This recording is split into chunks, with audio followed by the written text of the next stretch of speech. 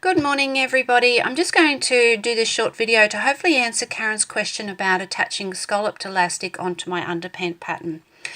Now, because my underpant pattern has been designed to actually fold the raw edges of the fabric over the eighth inch or 3mm elastic, we're going to need to remove that excess fabric from the pattern.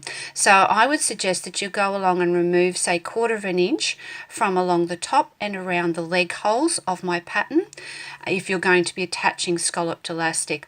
You can always give the pattern a try as it is, and if you feel that the pants have turned out too big, then just take off that little bit of excess that you feel you don't want.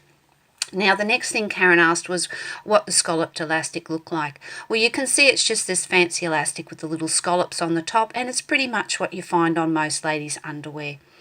The next thing she wanted to know was how much elastic to use. Well, my best guide is when you're attaching it to stretch the elastic out. As you can see now, the fabric is laying flat, stretch, and the scallops have gone flat. So I would stretch the elastic out until the scallops are flat and then attach it with either a straight stitch or a zigzag stitch.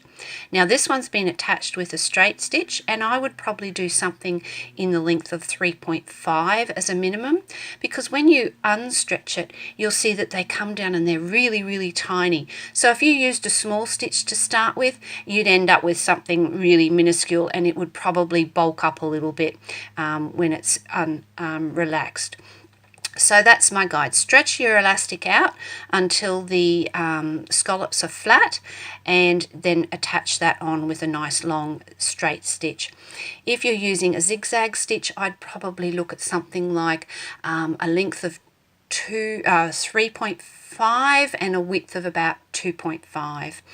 Now, the other thing I wanted to show you was that these pair I've bought them in, and you'll see that they've actually been finished off with a 3-thread serge. Now, I know Karen has a serger, so she'd probably finish it off as well. There's no real need to, because generally knit fabric doesn't fray, but sometimes it does unravel, or it may roll along the edges depending on the quality of the knit fabric. If you find that you are worried about it unraveling or rolling at the top, in that case I would probably do a zigzag stitch with the elastic, just to help hold that fabric flat so that it doesn't roll. But there you go. That's hopefully answered all Karen's questions about the scalloped elastic and my underpant pattern. Give it a try and let me know what you think, and happy sewing!